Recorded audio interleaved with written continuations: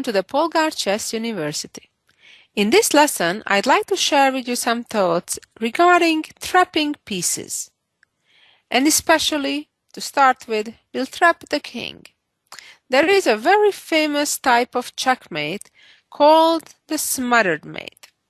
And here, right in our first example, we'll see how that works. We see the white knight being centralized on e5, and there are two ways to attack the black king, but only one of them works. Moving the knight to g6 would be a big mistake because the black pawn from h7 would capture it. So therefore, the only correct solution is moving the knight to f7, and this would result in a smothered mate. Smothered mate is something when a king is surrounded by his own pieces, like we can see in this case, the black rook, pawn, and another pawn, in addition to the limitation of the chessboard that doesn't let the black king escape. Let me show you a next step on the same theme. If you look at this position, you'll notice that black has material advantage. Black has a rook versus a knight and an extra pawn in addition. However, in this position, if it's white's turn, white can force that exactly same pattern, the smothered mate, on black if they find the first correct move. And that move is sacrificing the white queen, purposefully giving it up, in fact, forcing black to capture it. And now, here comes the checkmate. Now, let's move on to slightly different situations. Here we go. In this position, it's white's turn. It's obvious that black has a humongous material advantage at the moment. But it is white's turn, and white has the opportunity to right away capture the black queen. Most of the time, when we have an opportunity to capture the opponent's most valuable piece, the queen, we typically do it right away without even thinking. However, remember the famous advice: when you see a good move, look around and see if you may have a better one. In this case, white indeed has a better option than capturing black's queen. The black pieces are in a rather unfortunate situation, and in that the black king has no moves, and that after white plays knight b4 right now, attacking the pawn on a6, and more importantly, if the white knight gets there, that would be checkmate, because the black pawns are doubled, the behind one on a7 cannot move, so therefore cannot open up an escape route for the black king. Also, because the two black rooks are right next to each other, the one on c8 cannot move to give an escape square for the black king, so therefore black is completely helpless in this position in stopping white from getting his knight to a6 and announce checkmate. Let's move on to the next position when we're dealing with very similar problems on the black side. Black has tremendous material advantage again. Also, white again, just like in the previous example, has the option to capture the black queen by queen takes queen. However, in that case, black would still be clearly ahead, having two rooks and a bishop and two more pawns against the white queen. Now, try to think what white move may be better than capturing such a valuable piece as a queen. Well, I bet you guessed it right, and the case is that white can and should go on checkmating black. And namely, that move is moving the white queen all the way to h7. If in this position black could eat his own bishop, then the black king would not have a problem to have an escape square on e7. In fact, the king would be quite safe being on e7, on the square where the black bishop is right now. However, again, we can notice that the black bishop on e7 is so unfortunately located that it has no moves whatsoever. And again, similarly to the previous example, the two rooks are in each other's way, and therefore black has no escape in this position. The threat is to move the queen to the corner, and that will be checkmate. Black can only delay the end by a couple of checks, but white just gets out, and it's pretty much game over. And now let's switch on to some examples when we're trapping not the king, but another piece of the opponent's. Here we go. In this position, it is white's turn, and white has the obvious option of capturing the black knight on g4. However, in this case, it clearly reminds me of the suggestion: when you see a good move, look for a better one. You can also notice quite easily that the black queen on g8 is in a very unnatural location. Moreover, it is surrounded by his own pieces. The problem is that white has a light squared bishop, and that gives white the opportunity to actually go and attack that awkwardly positioned black queen. The bishop can go to d5, and the black queen is pretty much trapped. The best black can do is get a bishop for his queen, but nevertheless that will be a major material disadvantage. Let's move on and see a similar example. Here we go. In this position, black has a major material advantage, still having his queen, having equal number of pawns, but white only has a bishop. Again, because of the very sad position of the black queen, where white can take advantage of that.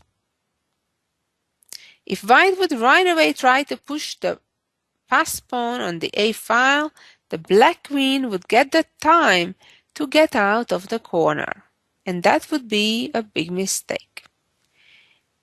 In this case, white can move bishop d4 and trap the cornered queen. In this case, the story doesn't quite end there, because after black gives up his queen for the bishop, we'll still have a pawn endgame with equal number of pawns. However, you will notice that the black king is far away from the a file, and therefore will be too slow in catching white's passed pawn on the a file. So after, let's say, queen takes, pawn takes, if the black king starts running, trying to catch white's passed pawn, we'll notice that the king is far too far to catch the passed pawn. A very nice example. We saw how kings can be trapped, which in many cases we call smothered mate. We saw a couple of examples on how to trap our opponent's queens. And now I'd like to show you another example where the trapped piece will be the rook. Here we are. Here we can see the white knight occupying a very ideal square on g6. It is ideal because the black rook right now has no moves other than going back to the corner, and that of course it would be hit by the white knight. It's important to point out in a position like this that if it was black's move right now, the black bishop would conveniently get out, and then after white would attack the rook with the bishop the same way we'll see in the main move with the correct move, the black rook could simply get out to b8 or d8 or anywhere after the black bishop moves.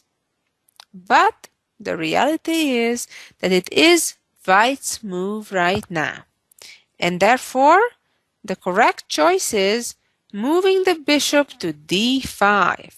So what's happening now is the white bishop is attacking the black rook on g8. It does not have many places to go to. But because it was white's turn, now that the white bishop has attacked the rook has no safe square to go to. If the rook would go to the corner, the white knight would capture it, and otherwise the white bishop will.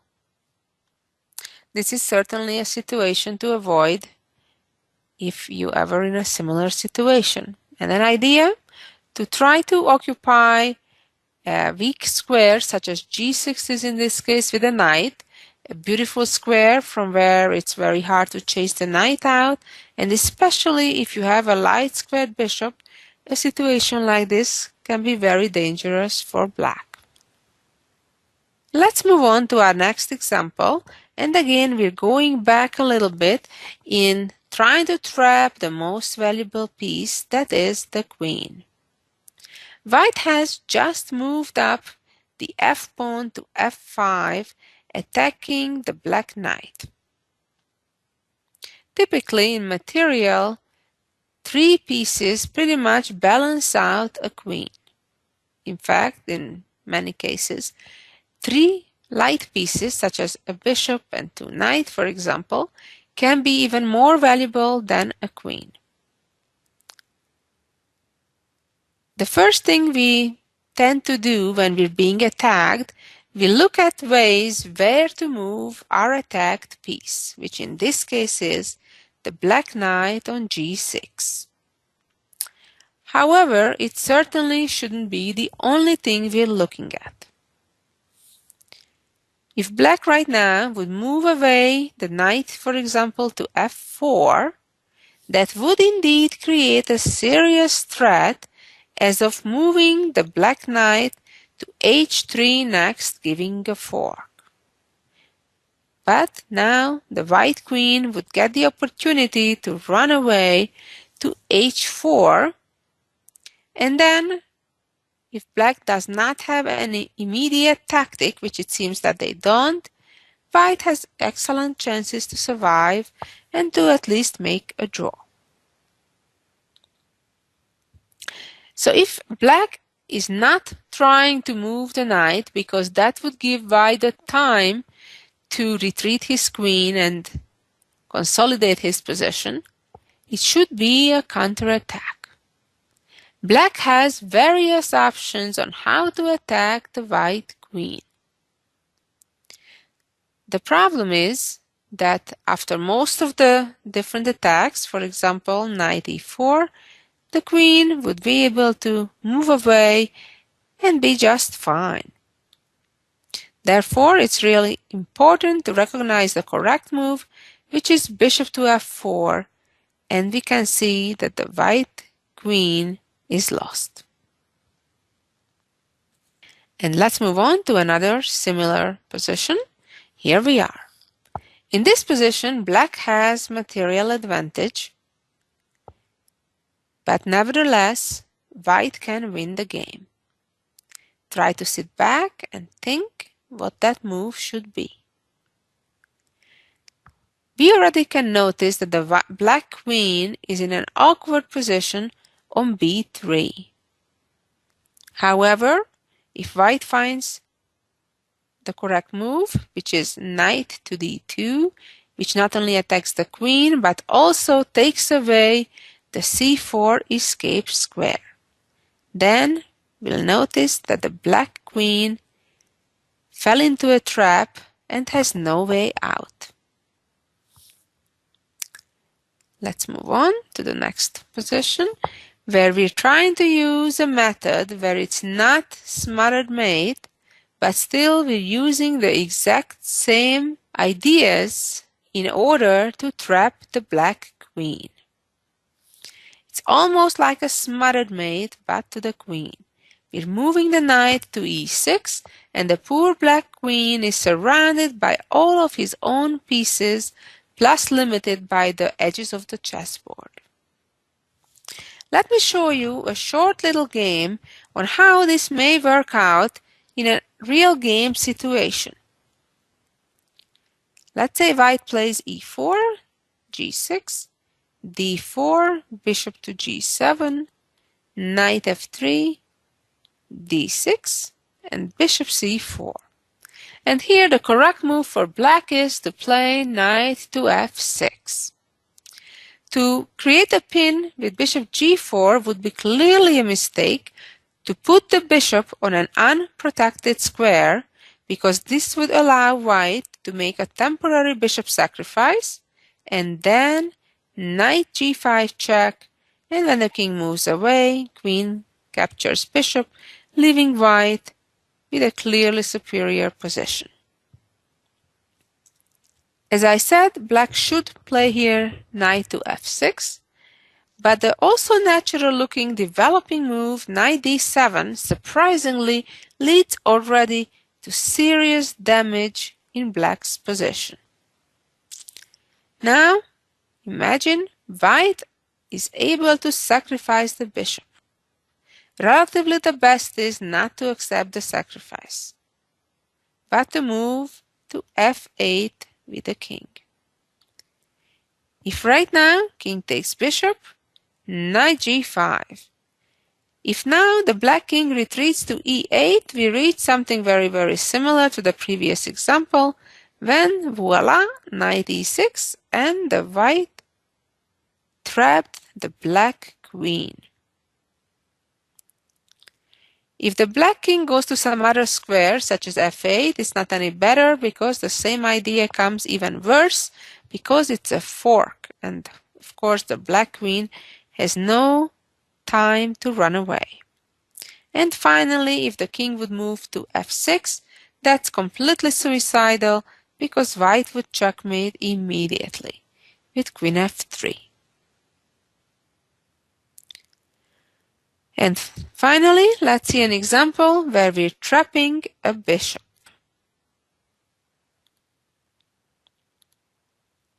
Here we go. This is something extremely common. There are many different types of openings from where such trouble may arise. When the bishop is on g6 and black still has all three of the initial pawns on the king's side on f7, g7, and h7.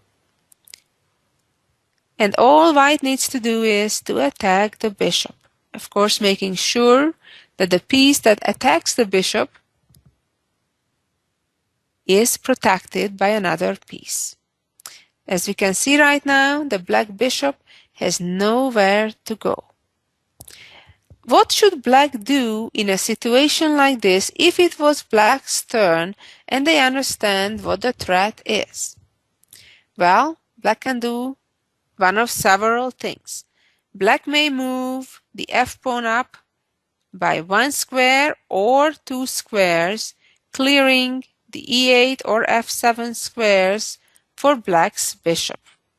Another option is to do the same on the other side, play h6 to open up the h7 square for the bishop. And yet another idea is to play h5 to completely stop the advancement of the white pawn. That would, of course, at the same time also offer an exchange of pawns, and then the position would be about even. On the other hand, if it's White's turn, White can advance his h-pawn and trap the bishop. Well, what did we learn from all these examples? When you see that one of your pieces is surrounded by a lot of your own pieces, or, of course, in some other cases, your opponent takes away, controls all the squares where your king or some of the other pieces can go to, be always suspicious. Because in those situations, all your opponent needs to do is to attack that awkwardly positioned piece, and that piece will be trapped. Well, thank you so much for listening, and I'll be back with more chess ideas next week. So long until then.